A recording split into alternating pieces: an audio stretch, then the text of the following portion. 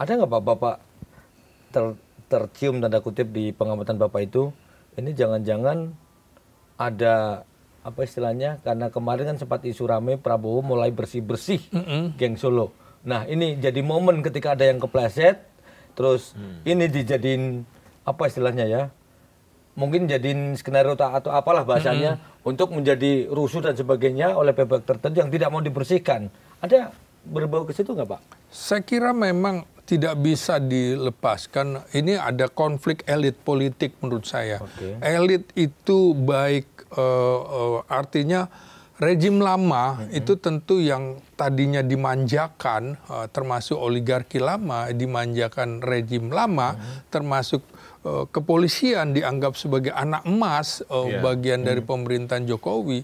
Ini pelan-pelan menurut saya tidak nyaman dengan pemerintahan Prabowo Subianto. Jadi pihak-pihak yang tidak nyaman termasuk di pemerintahan saat ini kan mau tidak mau kalau memang harus ada reshuffle, harus dievaluasi. Kita juga sadar, kita bekerja ada yang mengevaluasi kita. Jadi kalau kita dianggap tidak layak ya nggak apa-apa gitu ya. Jadi ini yang kemudian membuat elit-elit ini merasa gusar bahwa ladang finansial mereka akan terbang hilang.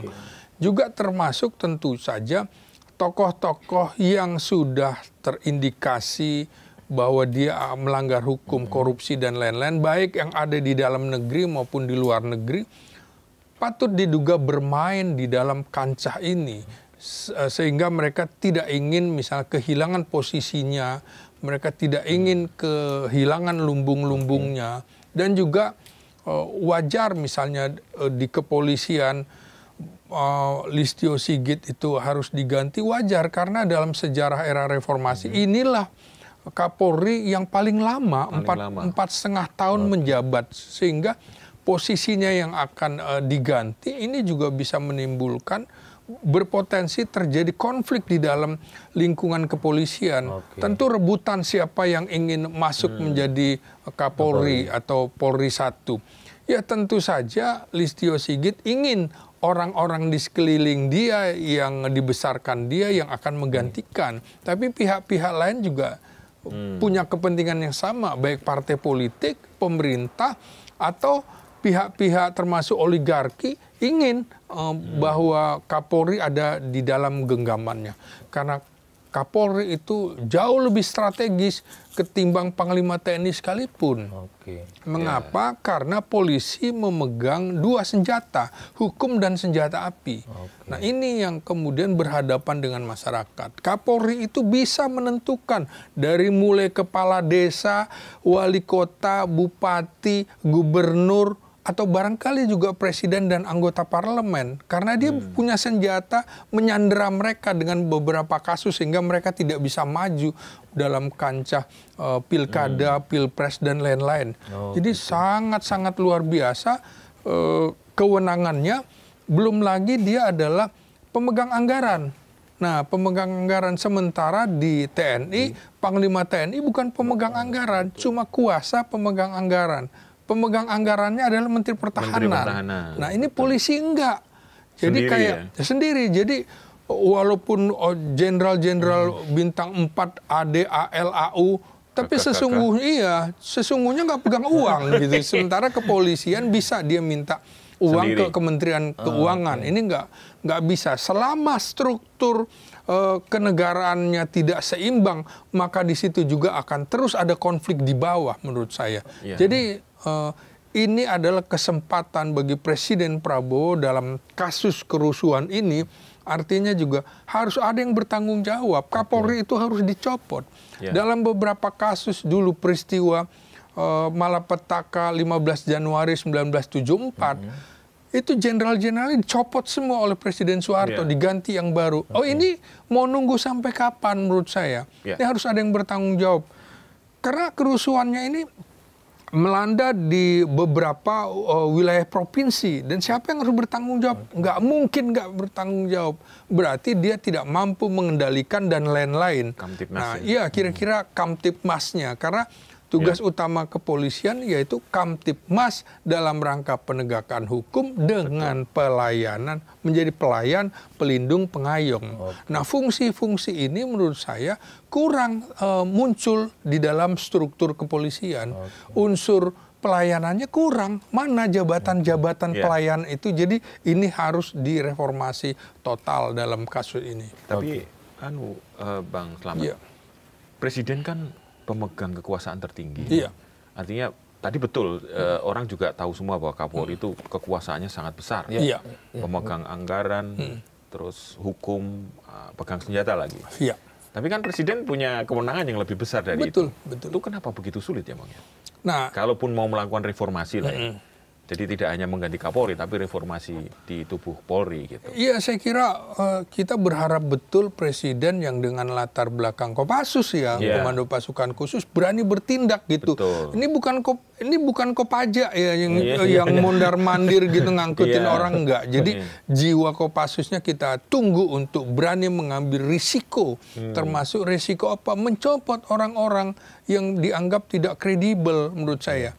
Ini kan sebenarnya harusnya bisa diantisipasi sejak tanggal 25 Agustus. Ada kecenderungan, sudah ada pengumuman loh, bahwa ini akan ada demo tanggal 25, akan ada demo tanggal 28. Saya tuh sudah juga mengingatkan sejak awal masa pemerintahan Presiden Jokowi, hentikan itu joget-joget di istana.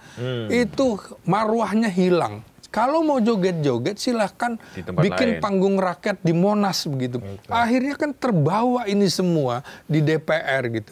Ketika habis pengumuman kenaikan tunjangan, mereka berjoget-joget di atas penderitaan rakyat menurut saya. Sama ini menunggu pecah ketika saya langsung begitu selesai upacara, saya tutup itu, saya nggak lihat lagi siaran-siaran. Nggak pantas lah tentara-tentara juga berjoget-joget. Wibawanya nggak ada menurut saya. Jadi panggung-panggung menurut saya ini kok jadi badut-badut politik yang dikendalikan oleh istana Jokowi waktu itu. Hentikan menurut saya. Sudah 11 tahun, hampir 11 tahun.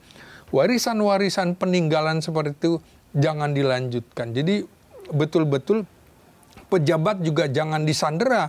Yang era Jokowi itu yang punya masalah justru terus diangkat, tidak dihentikan, dijadikan sandera. Jangan. Jadi menurut saya Presiden Prabowo jangan menyandera orang. Kalau memang tidak layak itu copot saja. Sejak awal kan juga saya bilang harusnya berani di dalam pemerintahan Presiden Soeharto dan lain-lain, maka peninggalan rejim lama itu betul-betul harus diminimalisasi. Bukan ini lebih dari 50%. Menurut saya sangat. Bagaimana publik tidak menyatakan Presiden Prabowo Subianto disandera, tidak disandera karena dengan orang-orang lama masih. Menurut saya hentikan itu karena dinilai justru Jokowi dianggap salah satu presiden yang menyengsarakan rakyat selama 10 tahun. Kita bisa ngomong itu setelah yang bersangkutan tidak menjabat. Kan evaluasinya seperti itu.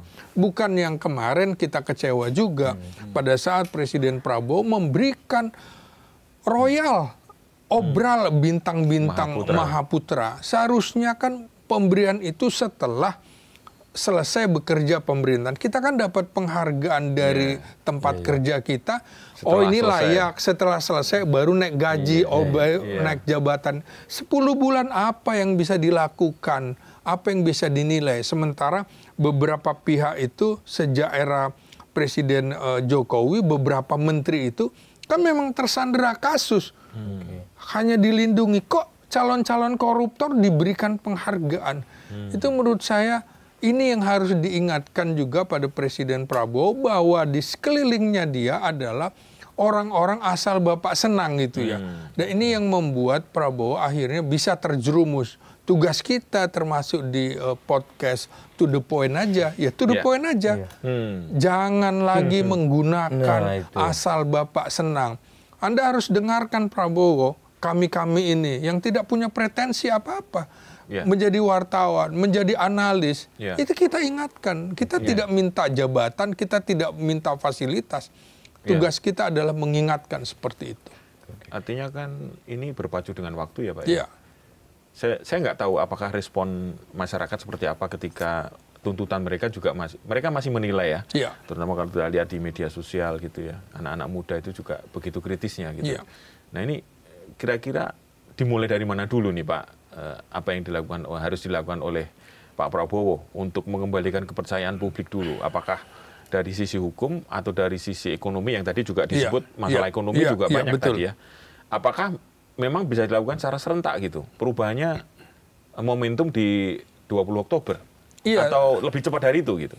Ya saya kira begini, kalau ingin demo berhenti, kita tidak bisa menghentikan demo tanpa kemudian penyebabnya diatasi. Betul. Ya pertama menurut saya hormati kedaulatan tertinggi rakyat itu.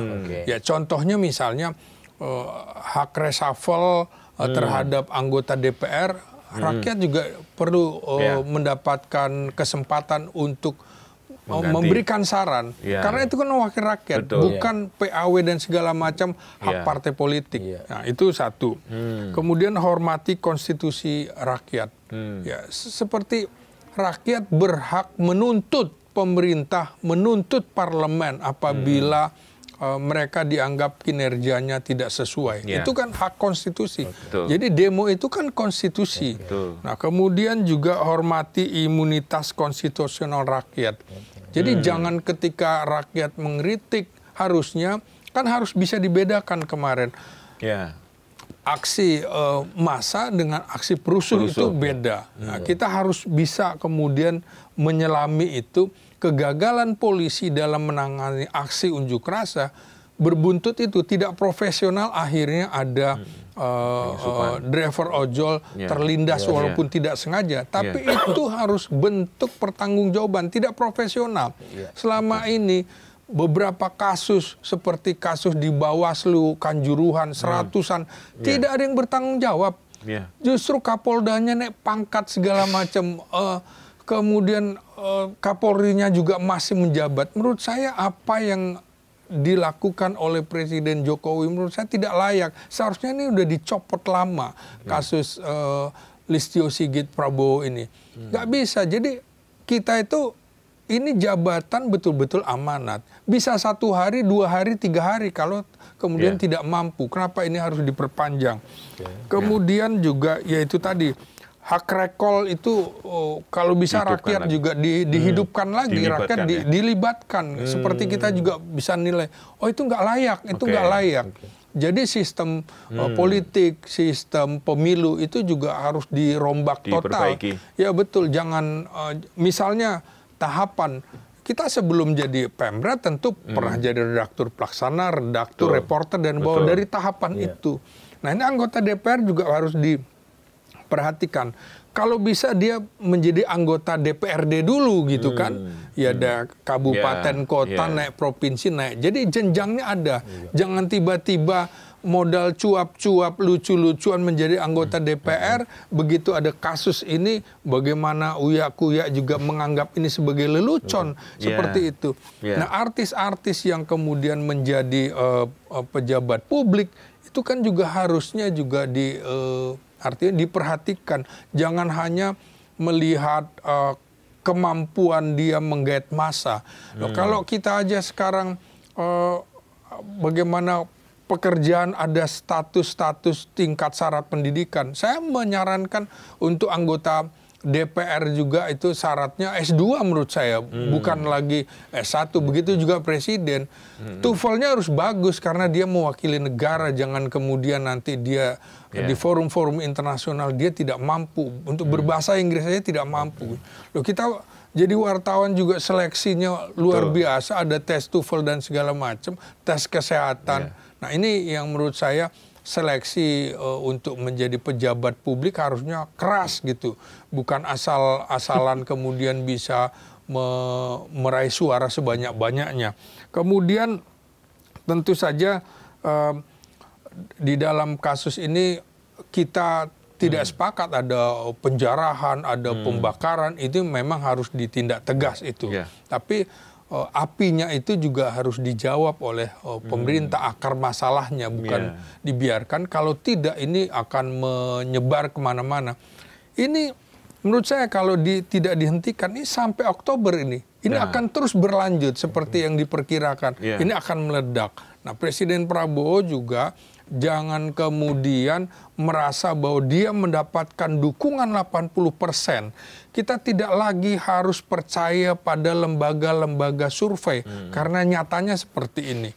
Itu juga kemudian seperti menindakbobokkan presiden bahwa dia merasa dapat dukungan. Presiden juga tidak lagi bisa bilang pemerintahan kami baik-baik saja, kabinet bekerja baik, kami bekerja kompak. Nyatanya seperti itu. Jadi Presiden Prabowo sesungguhnya menghadapi musuh di dalam selimut di kabinetnya. Ini yang harus diurai.